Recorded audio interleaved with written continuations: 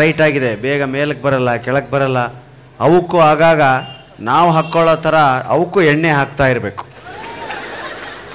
ನಾವು ಎಣ್ಣೆ ಹಾಕ್ಕೊಂಡ್ರೆ ಹೆಂಗೆ ಸರಿಯಾಗಿರ್ತೀವೋ ಹಾಗೆ ಈ ಕಬ್ಬಿಣದ ಸಾಮಾನುಗಳಿಗೂ ಎಣ್ಣೆ ಬಿಡ್ತಾ ಇದ್ರೆ ಲೂಸ್ ಆಗಿರ್ತವೆ. ಜಾಸ್ತಿ ಬಿಡಬಾರ್ದು, ತೀರಾ ಲೂಸ್ ಆಗಿಬಿಡ್ತೀವಿ. ಒಂದು ಲಿಮಿಟೇಷನ್ಸ್ನಲ್ಲಿ ಎಣ್ಣೆ ಬಿಡ್ತಾ ಇದ್ದರೆ ಕರೆಕ್ಟಾಗಿರ್ತೀವಿ. ಹಾಸ್ಯಕ್ಕೆ ಇಂಥದೇ ವಸ್ತು ಇಲ್ಲ ಅಂತ ಇವರಿಬ್ಬರು ಮಾತಾಡಿದ್ರಿಂದ ನಿಮಗೆ ತಿಳಿತು. ನೋಡಿ, ಅವ್ರದ್ದು ಏನೂ ವಿಷಯ ಇಲ್ಲ. ತೆಳ್ಳಗಿರಬಾರ್ದು, ದಪ್ಪಗಿರಬೇಕು, ತೆಳ್ಳಗಿರಬಾರ್ದು, ಇಷ್ಟೇ. ಅವರಿಬ್ಬರು ಮಾತಾಡುವಾಗ ಮೈ ಕಿಲಿಗಿತ್ತು. ನಾನು ಬಂದ ತಕ್ಷಣ ಎತ್ತರಕ್ಕೆ ಮಾಡ್ಕೊಂಡೆ. ಇದರರ್ಥ ಇಷ್ಟೇ, ದಪ್ಪಗೆ ತೆಳ್ಳಗಿರೋದು ಮುಖ್ಯ ಅಲ್ಲ, ಮನುಷ್ಯ ಎತ್ತರಕ್ಕೆ ಬೆಳೀಬೇಕು. ಅದು ಅವರಿಬ್ಬರಿಗೂ ತಿಳಿತಿಲ್ಲ. ಎತ್ತರಕ್ಕೆ ಬೆಳೀತಾನೆ ಇಲ್ಲ. ನರಸಿಂಹ ಜೋಶಿ ದಿನಕ್ಕೂ ಅಡ್ಡವಾಗ್ತಿದ್ದಾರೆ. ಮಹಾಮನಿ ತೀರ ಕಾಣದಂತೆ ಕಡೆಗೊಂದು ದಿವಸ ಎಲ್ಲಿ ಅದೃಶ್ಯರಾಗ್ತಾರೋ ಅಂತ ನಮಗೆ ಭಯ. ಮಹಾಮನಿಯವ್ರನ್ನ ನಾನು ಪೈಪಿಗೆ ಹೋಲಿಸ್ತೀನಿ. ಪೈಪ್ ಅವರು ನಲ್ಲಿ ಪೈಪ್ ಇದ್ದಾಗೆ. ಇದು 1000 ಲೀಟರ್ ಸಿಂಟೆಕ್ಸ್ ಟ್ಯಾಂಕ್. ಇವೆರಡೂ, ಅದು ಪೈಪು, ಇದು ಟ್ಯಾಂಕು, ನಾನು ನಲ್ಲಿ ಮುಖ. ಅವರಿಬ್ಬರು ಹೇಳಿದ್ದನ್ನು ನಿಮ್ಮ ಮುಂದೆ ಹಾಕೋದು. ಹೀಗೆ ಈ ಮೂರೂ ಜನ ಸೇರಿ, ಟ್ಯಾಂಕು, ಪೈಪು, ನಲ್ಲಿ ಸೇರಿ ಹಾಸ್ಯ ಅಂತಕ್ಕಂಥ ಕಾವೇರಿ ನೀರನ್ನು ಬೆಂಗಳೂರು ಜನರಿಗೆ ಉಣಬಡಿಸ್ತಾ ಇದ್ದೀವಿ ಸ್ನೇಹಿತರೆ. ಹಾಸ್ಯಕ್ಕೆ ಇಂಥದೇ ವಸ್ತು ಅಂತಿಲ್ಲ. ನಾನು ಹೆಚ್ಚಾಗಿ ಬಳಸೋದು ನಮ್ಮ ಉತ್ತರ ಕರ್ನಾಟಕದ ಭಾಷೆ. ಇಂದುಮತಿಯವರು ಪ್ಯೂರ್ ಅದರಲ್ಲೇ ಮಾತಾಡ್ತಾರೆ. ನಾನು ಸ್ವಲ್ಪ ಬೆಂಗಳೂರು ಮಾತಾಡ್ತೀನಿ, ನಿಮಗೆ ಕಷ್ಟ ಅಂಥೇಳಿ. ಆದರೆ ಇಂದುಮತಿ, ನಮ್ಮ ನರಸಿಂಹ ಜೋಶಿ, ಮಹಾಮನಿ ಪೂರ್ತಿ ಉತ್ತರ ಕರ್ನಾಟಕ ಭಾಷೆನೇ ಮಾತಾಡ್ತಾರೆ. ನನಗೆ ಇಲ್ಲಿ ಜಾಸ್ತಿ ಕಾರ್ಯಕ್ರಮಗಳಾಗಿರೋದ್ರಿಂದ ಸ್ವಲ್ಪ ಬೆಂಗಳೂರು ಭಾಷೆ ಬರ್ತದೆ. ನಿಮಗೆ ಸ್ವಲ್ಪ ಕಷ್ಟ ಆಗ್ತದೆ. ನೋಡಿ, ಈಗ ತಿಂಡಿ ಅಂತೀರ ನೀವು. ನಮ್ಮ ಕಡೆ ತಿಂಡಿ ಅಂದರೆ ಅರ್ಥವೇ ಬೇರೆ. ನಾವೇಗೆ ತಿಂಡಿ ಅಂತೀವಿ ನಾವು. ನನಗಿಲ್ಲಿ ಬಂದು ಹೊಸ್ತರಲ್ಲಿ ಪ್ರಾಣೇಶ್ ತಿಂಡಿ ಆಯಿತಾ ಅಂದರು. ಇಲ್ಲ, ನನಗೆ ಕಜ್ಜಿ ಗಿಜ್ಜಿ ಏನೂ ಆಗಿಲ್ಲ. ಅಂದರೆ ಕಜ್ಜಿ ಆದರೆ ನಮಗೆ ತಿಂಡಿ ತುರ್ಸ್ಕೋಬೇಕು ಅಂತ. ನಾವೇಗೆ ತಿಂಡಿ ಅಂತ ಭಾಳ ವ್ಯತ್ಯಾಸ ಇದೆ ಭಾಷೆಯಲ್ಲಿ. ಇಲ್ಲಿಯ ಭಾಷೆ ಬಾತ್ರೂಮ್ಗೆ ಹೋಗ್ತೀನಿ ಅಂತೀರಿ ನೀವು. ನಾವು ಡೈರೆಕ್ಟಾಗಿ ತಂಬಿಗೆ ತೊಗೊಂಡು ಹೋಗ್ತೀವಿ. ಇದು ಬಹಳ ಕಷ್ಟ. ಅರಸೀಕೆರೆ ಒಬ್ಬ ಡಾಕ್ಟ್ರು ನಮ್ಮೂರಲ್ಲಿ ಆಸ್ಪತ್ರೆ ಇಟ್ಟಿದ್ರು. 1 ವರ್ಷದ ಮಗುನ ಕರ್ಕೊಂಡು ಒಬ್ಬ ಹೆಣ್ಮಗಳು ಡಾಕ್ಟ್ರ್ ಮುಂದೆ ಹಾಕಿ, ನೋಡಿ ಡಾಕ್ಟ್ರೆ, ಏನಾಗಿದೆ ಅಮ್ಮ ಮಗುಗೆ? ಮಗು 1 ವಾರದಿಂದ ತಂಬಿಗೆ ತೊಗೊಂಡು ಹೋಗ್ತಾ ಇದೆ. ಗಾಬರಿ ಆಗಿಬಿಟ್ಟ ಡಾಕ್ಟ್ರು. 1 ವರ್ಷದ ಮಗು ತಂಬಿಗೆ ತೊಗೊಂಡು ಎಲ್ಲಿಗೆ ಹೋಗುತ್ತೆ ಅಂದ್ರೆ, ಅದು ತಂಬಿಗೆ ಹಿಡ್ಕೊಂಡೇ ಹೋಗ್ತದೆ ಹೊರಗಂತ. ಅಲ್ಲಮ್ಮ, ನೀನು ಎತ್ಕೊಂಡ್ ಬಂದಿದೀಯ ಮಗುನ, ಅದು ತಂಬಿಗೆ ತೊಗೊಂಡು ಹೇಗೆ ಹೋಗೋಕೆ ಸಾಧ್ಯ 1 ವರ್ಷದ ಮಗು? ಅಯ್ಯೋ ಡಾಕ್ಟ್ರೆ, ಹೌದು ಡಾಕ್ಟ್ರೆ, 1 ವಾರದಿಂದ ದಿವಸಕ್ಕೆ 8-10 ಸಾರಿ ತಂಬಿಗೆ ತೊಗೊಂಡು ಹೋಗ್ತಾ ಇದೆ. ಎಲ್ಲಿಗೆ ಹೋಗ್ತಿದ್ಯಮ್ಮ? ಎಲ್ಲಿಗೆ ಹೋಗಲ್ಲ ಡಾಕ್ಟ್ರೆ, ಅಲ್ಲೇ ಮಲಗದಲ್ಲೇ ತಂಬಿಗೆ ತೊಗೊಂಡು ಹೋಗ್ತಾ ಇದೆ. ಕನ್ಫ್ಯೂಸ್ ಆಗಿಬಿಟ್ಟ ಡಾಕ್ಟ್ರು. ಅವನು ತಂಬಿಗೆ ತೊಗೊಂಡು ಕೈಯಲ್ಲಿ ಹಿಡ್ಕೊಂಡು ಹೋಗೋ ಪ್ರಕ್ರಿಯೆಯನ್ನು ಗಮನಿಸ್ತಾ ಇದ್ದ. ಕಡೆ ಕಂಪೌಂಡರ್ ಹೇಳಿದ, ಡಾಕ್ಟ್ರೆ, ಈ ಕಡೆ ತಂಬಿಗೆ ತೊಗೊಂಡು ಹೋದರೆ ಟೈಲೆಟಿಗೆ ಹೋಗೋದು ಅಂತ ಅರ್ಥ. ನೋಡಿ ಭಾಷೆ, ನೀವು ತಿಳ್ಕೊಂಡಿದ್ದೀರಾ ಕರ್ನಾಟಕದಲ್ಲಿ ಒಂದೇ ಕನ್ನಡ ಅಂತ. ಬಹಳ ತಪ್ಪು. ಕರ್ನಾಟಕದಲ್ಲಿ 12 ಕಿಲೋಮೀಟ್ರಿಗೆ ಒಂದು ಕನ್ನಡ ಇದೆ. ಇಲ್ಲೇ ಒಂದೊಂದು ಏರಿಯಾದ ಕಡೆ ಕಲಾಸಿಪಾಳ್ಯತೆ ಬೇರೆ, ನಾಗಶೆಟ್ಟಿ ಹೇಳಿದ್ದೇವೆ, ಆ ಥರ ಕೂಡ ಇದೆ. ಇಲ್ಲಿ ಟೋಟಲ್ ಅಲ್ಲ ಏನಮ್ಮ ಹಿಂಗೆಲ್ಲ ಮತ್ತೆ ಬೆಂಗಳೂರು ಅಲ್ಲ, ನಾವು ಎಲ್ಲ ನೋಡಿದ್ವಮ್ಮ ಅಂತ. ಒಂದು ಯಾವುದೋ ಪಿಕ್ಚರ್ಲಿ ಒಂದು ಸೈಡ್ ರೋಲ್ ಮಾಡಿರ್ತಾನೆ, ನಾವು ಈ ಫೀಲ್ಡಲ್ಲಿ 10 ಅವರ್ಸಿಂದ ಇದೀವಮ್ಮ ಅಂತ. 10 ಗಂಟೆ 10 ಅವರ್ಸಿಂದ ಇದ್ದೀನಿ ಈ ಫೀಲ್ಡಲ್ಲಿ ಅಂತ. ಒಂದು ಸ್ವಲ್ಪ ಏನಾದರೂ ಮಾಡಿಬಿಟ್ರೆ ಹಿಂಗೆಲ್ಲ ಜಾಸ್ತಿ, ಏನಲ್ಲೋ ಯಾಕಲ್ಲೋ ಅಂತ. ನೀವು ಗಾಡಿ ಸ್ವಲ್ಪ ಟಚ್ ಆದ್ರೆ ನೋಡ್ಬೇಕು ಅವ್ರ ಫೇಸ್ ಎಕ್ಸ್ಪ್ರೆಷನ್ಗಳು, ಅದ್ಭುತ ಹಿಂಗೆಲ್ಲ ಮಾಡಿ ಒಳ್ಳೆ ರಂಗಭೂಮಿನೇ ಸೃಷ್ಟಿ ಮಾಡಿಬಿಡ್ತಾರೆ. ಆದರೂ ಕೂಡ ಸ್ನೇಹಿತರೆ, ಬೆಂಗಳೂರಿನ ಜನ ನಮ್ಮವ್ರನ್ನ ಕಂಪೇರ್ ಮಾಡಿದರೆ ಬಹಳ ಶಾಂತ ಪ್ರಿಯರು, ಸ್ನೇಹ ಜೀವಿಗಳು, ಕೊಡುಗೈ ದಾನಿಗಳು. ನೋಡಿ, ಈ ಕಾರ್ಯಕ್ರಮಕ್ಕೆ ಎಷ್ಟು ಖರ್ಚು ಮಾಡಿದ್ದಾರೆ,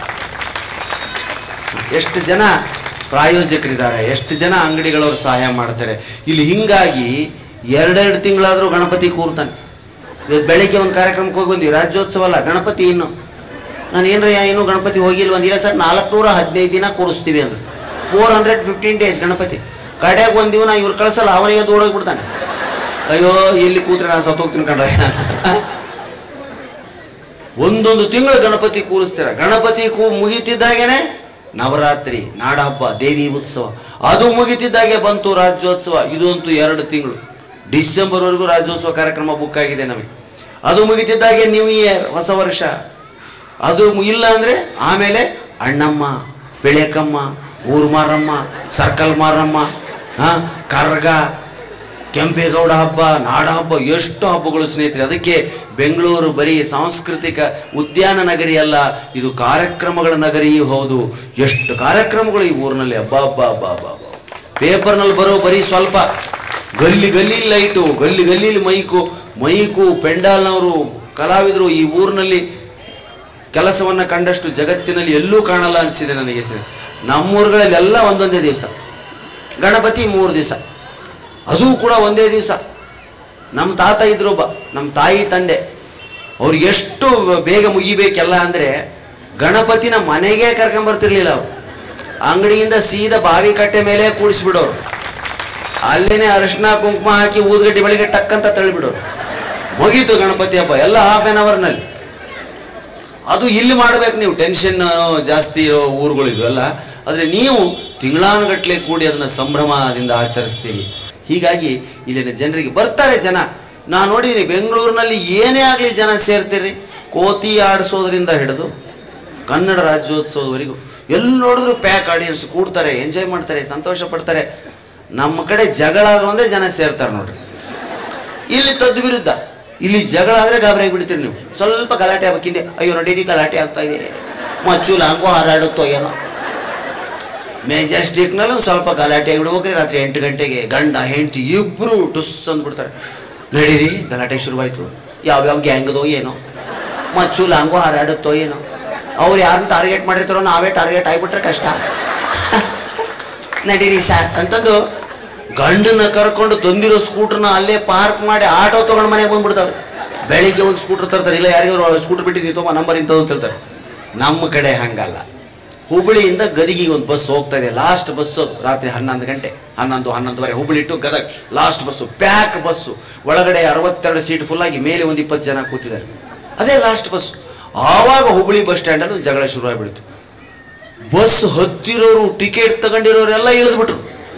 ಕಂಡಕ್ಟರ್ ಅಂದ್ರೆ ಉತ್ಸವ ಮಕ್ಕಳ, ಲಾಸ್ಟ್ ಬಸ್ ಇದು ಬಿಟ್ರೆ ಮತ್ತೆ ಗದಿಗೆ ಬಸ್ ಇಲ್ಲ, ಯಾಕೆ ಇಳಿತಿರ್ಲೆ ಉತ್ಸಾಹ.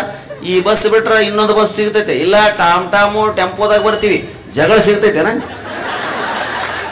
ನೋಡಲ್ಲಿ. ಇಬ್ರು ಹೆಂಗೆ ಜಗಳಕತ್ತಾರೆ ಪಾಪ, ಇಬ್ರು ಆಡಕತ್ತಾರೆ, ನಾವು ಹೆಲ್ಪ್ ಮಾಡ್ಬೇಕು ಅವ್ರಿಗೆ. ಒಂದು ಇಡೀ ಬಸ್ಸಿಂದ 74 ಮಂದಿ ಕೆಳಗಿಳಿದ ಜಗಳ ನೋಡಕ್ ನಿಂತು ಬಿಟ್ರಿ. ಖಾಲಿ ಬಸ್ ಹೋತ ಗದಿಗೆ, ಜಗಳ ಅಸಲಿಗೆ ಯಾರು ಆಡಕತ್ತಾರ ಅನ್ನೋದು ಗೊತ್ತಾಗ್ಲಿಲ್ರಿ. ಇವ್ರು ಸೇರಿ 300 ಮಂದಿ ಅಂತ ಹಾಕಲ್ಲ ಅವನಿಗೆ, ಒದೇಲೆ ಅವನಿಗೆ ಅಂತ ಯಾರಿಗೂ ಗೊತ್ತಿಲ್ಲ. ಒಬ್ಬರು ಒದಿಸ್ಕೊಂಡು ಹಿಂಗೆ ಹರ್ಕೊಂಡು ಹೊರಗೆ ಬಂದನ್ರಿ. ಯಾರೇನಪ್ಪ ಬಗ್ಗಿ ನೋಡಿದೆ ಒದ್ದು ಬಿಟ್ರ ಅಂದವ್. ಯಾರಿಗೆ ಒದ್ದೀವಂತ ಅವ್ರಿಗೆ ಗೊತ್ತಿಲ್ಲ, ಎದಕ್ಕೆ ಒದಿಸಿಕೊಂಡೆ ಅಂತ ಇವಾಗ ಗೊತ್ತಿಲ್ಲ. ಏನೇನು ಅನ್ಸೋದಿಲ್ಲ ಮಂದಿಗೆ, ಒಟ್ಟ ಅಭಿಮಾನ ಕಮ್ಮಿ ರೀ. ಏನ್ ಜಗಳ ಆಡ್ತಾರೆ ಕಡಿಗೆ ಏನಂತ, ಯಾರೋ ನೀನು ಓದೋರು ನೋಡಿ ಯಾವ ಮಗನ ಮಾಡ್ತೀನಿ ನೋಡ್ತೀನಿ, ನಾಳೆ ಅವ್ನು ಉಳಿತಾರೆ ಹಿಂಗೆಲ್ಲನಲ್ಲ. ಓದೋದು ನನ್ನ ತಪ್ಪಲ್ಲಪ್ಪ. ಬಸ್ನ್ಯಾಗ ಕುಂತಿದ್ದೆ, ಹೋಗಿದ್ರೆ ಊರಿಗೆ ಹೋಗ್ತಿದ್ನಿಲ್ಲ, ಹೋಗಿ ಬೈಕಿ ನೋಡಿದೆ ಮತ್ತೆ ಹೋದ್ರು ಕರೆಕ್ಟ್ ಆದ ನನಗೆ.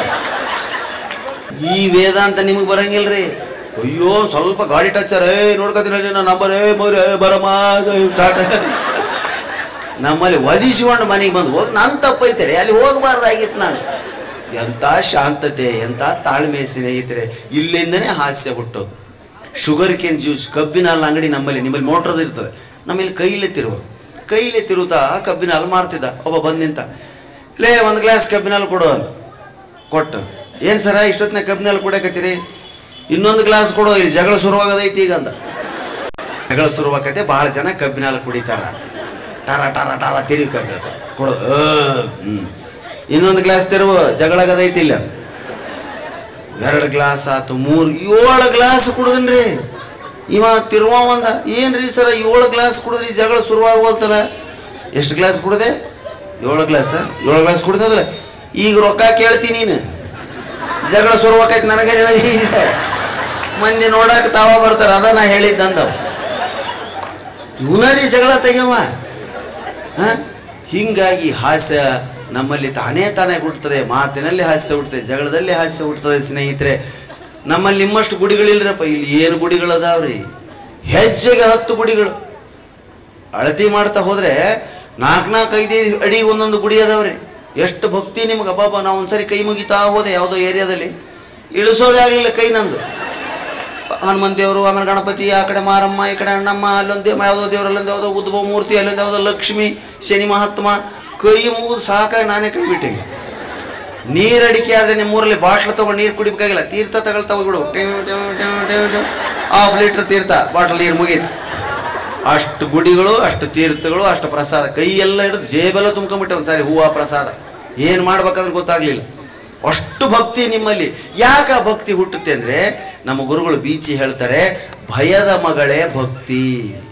ಯಾವ ಮನುಷ್ಯನಿಗೆ ಭಯ ಇರ್ತದೆಯೋ ಅವನಲ್ಲಿ ಸ್ವಾಭಾವಿಕವಾಗಿ ಭಕ್ತಿ ಇರ್ತದೆ. ಇಲ್ಲಿ ಭಯದಿಂದ ಟೆನ್ಷನ್ ಲೈಫ್. ಅಯ್ಯೋ ಬೆಳಿಗ್ಗೆ ಆಫೀಸ್ ಇದೆ, ಅಲ್ಲಿ ಫ್ಯಾಕ್ಟ್ರಿಗೆ ಹೋಗಬೇಕು, ನಾಳೆ ಡ್ಯೂಟಿ ಇದೆ, ಮನೇಲಿ ಯಜಮಾನ್ರನ್ನ ಒಂದೇ ಬಿಟ್ಬೇಕು. ಪಾಪ ಇಲ್ಲಿ ಅನೇಕ ಜನ ಹೆಣ್ಮಕ್ಳು ಬಂದಿದ್ದಾರೆ, ಅವ್ರು ಹೋಗಿ ಅವ್ರವ್ರ ಗಂಡಂದ್ರ ಕೈಲಿ ಏನು ಉಗಿಸ್ಕೊತಾರೋ ಗೊತ್ತಿಲ್ಲ. ಇನ್ನು ಕೆಲವ್ರು ಹೆಂಡ್ತಿನ ಬಿಟ್ಟು ಗಂಡಂದ್ರು ಬಂದಿರ್ತಾರೆ, ಅವ್ರದ್ದು ಪರಿಸ್ಥಿತಿ ಇದೆ. ಇಬ್ಬರು ಬಂದಿದ್ರ ಸೇಫು. ಬಂದ್ರು ಅವ್ರ ಅಕ್ಕಪಕ್ಕದಲ್ಲಿ ಕೂತಿರಲ್ಲ, ಹೆಂಡ್ತಿ ಅಲ್ಲಿ ಗಂಡ ಇಲ್ಲಿ ಕೂತಿರ್ತಾರೆ. ಯಾವುದಾದ್ರೂ ಒಂದು ಜೋಕ್ ಹೇಳಿದ ತಕ್ಷಣ ಅವನ ಮೊದಲು ಅವಳು ನೋಡ್ತಾಳೆ, ನಗ್ತಾಳೋ ಇಲ್ವೋ, ನಗ್ತಾಳೋ. ಇವ್ರು ಯಾರೋ ಜೋಕ್ ತಕ್ಷಣ ಇವಳು ಅವ್ನು ನೋಡ್ತಾಳೆ, ನಗ್ತಾರೋ ಇಲ್ಲೋ ನಮ್ಮ ಯಜಮಾನ್ರು. ಇವಳು ನಕ್ ಬಿಟ್ಲು ಶುರು. ಒಂದು ಏನು ಪ್ರಾಣೇಶನ್ ಮಾತಿಗೆ ಆ ಥರ ನಗ್ತೀಯ? ಮನೇಲಿ ಹೇಗಿರ್ತೀಯ ಗೊತ್ತಾ ನೀನು? ಪಾತ್ರೆ ಎತ್ತೆಸಿತೀಯ, ನಾನು ಬಂದರೆ ಬಹು ಅಂತ ನಾಯಿ ಬೊಗಳ್ತೀಯ. ಅಲ್ಲೇನು ಆಗಿ ಕುಲು ಕುಲು ಕುಲು ನಗೋದು. ಪ್ರಾಣೇಶ್ಗೂ ನಿನಗೂ ಏನು ಸಂಬಂಧ? ನನ್ನ ಮಧ್ಯೆ ತಂದು ಬಿಡ್ತಾರೆ. ಅದಕ್ಕೆ ಅವಳು ನಗ್ನಗ್ತಾಳಿದು, ನನಗೂ ಪ್ರಾಣೇಶ್ಗೂ ಟಿವಿ ಸಂಬಂಧ, ಡೈಲಿ ಟಿವಿಲಿ ಬರ್ತಾನಲ್ವಾ, ಎದುರುಗಡೆ ಹೇಗಿದ್ದಾನೆ ಅಂತ ನೋಡಕ್ ಹೋಗಿದ್ದೆ. ಇನ್ನು ಅವನು ನಕ್ಬಿಟ್ರಂತೂ ಪರಿಸ್ಥಿತಿ ಬೇಡ. ಏನು ಮನೇಲಿ ನಾಯಿ ಥರ ಕೂತಿರ್ತೀರಿ, ಗುರ್ರ ಅಂತಿರ್ತೀರಿ ಮನೆಯಲ್ಲಿ. ಏನು ಪ್ರಾಣೇಶ್ ಮಾತಿಗೆ ಅಷ್ಟು ನಗೋದು? ಅವನ ಹಿಂದೆನೇ ಹಾಸಿಗೆ ಟ್ರಂಕ್ ಹಿಡ್ಕೊಂಡು ಹೋಗಿ ಅವನ ಊರಿಗೆ ಇವ್ರು ಬೇಕು. ಹೀಗೆ ಮನೆಯಲ್ಲೇನೆ ಹಾಸ್ಯವನ್ನು ಹುಟ್ಟು ಹಾಕುವಂಥ ವಾತಾವರಣವನ್ನು ನಾವು ಗಂಡ ಹೆಂಡ್ತೀರಿ ಕ್ರಿಯೇಟ್ ಮಾಡ್ಬೇಕು ಸ್ನೇಹಿತರೆ. ಅದಕ್ಕೆ ಮನೆಯಲ್ಲಿ ಸರಸವಾಗಿ ಮಾತಾಡ್ತಿರ್ಬೇಕು. ಇಲ್ಲಿ ಟೆನ್ಷನ್ ಭಾಳ. ಆಫೀಸ್ಗೆ ನಿಮ್ಮ ಟ್ರಾಫಿಕ್, ದಯವಿಟ್ಟು ಇಲ್ಲಿ ಮಾತಾಡ್ಬೇಡ್ರಿ.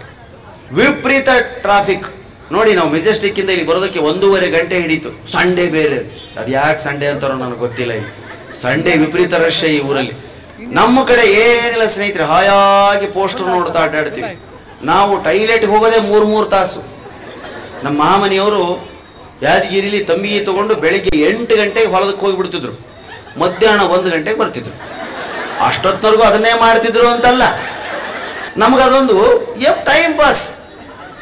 ಆಮೇಲೆ ಕೆರೆಯಲ್ಲಿ ಸ್ನಾನ, ಆಮೇಲೆ ಮನೆಯಲ್ಲಿ ಊಟ, ಹಾಯಾಗಿ ದಿನ ಕಳೆಯುವಂಥದ್ದು. ಇಲ್ಲಿ ಒಂದೊಂದು ಕ್ಷಣಕ್ಕೂ ಬೆಲೆ ಇದೆ, ಒಂದೊಂದು ತಾಸಿಗೂ ನೀವು ಬೆಲೆ ಕಟ್ತಾರೆ. ಏಯ್, ಸ್ಕೂಲ್ನಲ್ಲಿ ನಿಂತಾಗಿದೆ ನಾನು ಮೇಷ್ಟ್ರ ಪರಿಚಯ, ಸುಮ್ಮನೆ ಕೂತ್ಕೊಳ್ಳೋ. ತಾಯಿ ಅಂದರೆ ಸ್ನೇಹಿತರೆ, ಮಕ್ಕಳನ್ನು ಕೇವಲ ಓದುವ ಯಂತ್ರಗಳನ್ನಾಗಿ ಮಾಡಬೇಡಿ, ಮಾರ್ಕ್ಸ್ ತಗೊಳ್ಳುವಂಥ ಯಂತ್ರಗಳನ್ನಾಗಿ ಮಾಡಬೇಡಿ. ಮಕ್ಕಳಿಗೆ ಈ ಥರದ ಸಾಂಘಿಕ ಜೀವನವನ್ನು ಕಲಿಸಿ, ಕನ್ನಡ ಕಲಿಸಿ ಮೊದಲು ಮೇನ್ ಮಕ್ಕಳಿಗೆ. ದಯವಿಟ್ಟು ಇಂಗ್ಲೀಷ್ ಶಾಲೆಗಳಿಗಿಂತ ಹೆಚ್ಚಾಗಿ ಮಕ್ಕಳನ್ನು ಕನ್ನಡದ ಸರ್ಕಾರಿ ಶಾಲೆಗಳಿಗೆ ಸೇರಿಸೋದನ್ನು ಕಲೀರಿ. ಹಾಗಾದಾಗಲೇ ನಮ್ಮ ಕನ್ನಡ ಉದ್ಧಾರ. ಕೇರಳದಲ್ಲಿ ಎಷ್ಟು ಭಾಷಾ ಪ್ರೇಮ ಇದೆ, ಆ ಭಾಷೆ ಬಿಟ್ಟು ಇನ್ನೊಂದು ಭಾಷೆ ಗೊತ್ತಿಲ್ಲ ಅವರಿಗೆ. ನಮ್ಮಲ್ಲಿ ಕನ್ನಡ ಬಿಟ್ಟು ಎಲ್ಲ ಭಾಷೆ ಗೊತ್ತು ನಮಗೆ. ಎಲ್ಲ ಭಾಷೆ ಮಾತಾಡ್ತೀವಿ ನಾವು. ಇರಲಿ, ಎಲ್ಲ ಭಾಷೆ ಕಲಿಬೇಕು ನಾವು, ಅವ್ರ ಥರ ಆಗೋದು ಬೇಡ. ಮನೆಗೆ ಕಿಟಕಿಗಳು ಎಷ್ಟು ಇಡ್ತಿರೋ ಅಷ್ಟು ಗಾಳಿ ಬೆಳಕು ಬರುತ್ತೆ, ಹೌದಾ? 8 ಕಿಟಕಿ ಇಡಿ, ಈ ಕಡೆ 4, ಈ ಕಡೆ ಗಾಳಿ ಬೆಳಕು ಜಾಸ್ತಿ ಬರುತ್ತೆ. ಹಾಗೆ ಆ 8 ಕಿಟಕಿಗಳು ಬೇರೆ ಬೇರೆ ಭಾಷೆಯಾಗಿರಲಿ, ಕನ್ನಡ, ಹಿಂದಿ, ತಮಿಳು, ತೆಲುಗು, ಮರಾಠಿ, ಉರ್ದು ಬೇಕಾದಿರಲಿ, ಅವು ಕಿಟಕಿಗಳಾಗಿರಲಿ. ಆದರೆ ಮೇನ್ ಡೋರ್ ಏನಿದೆ, ಮುಖ್ಯ ದ್ವಾರ, ಅದು ಯಾವಾಗಲೂ ಕನ್ನಡಾಂಬೆಗೆ ಮೀಸಲಾಗಿರಲಿ.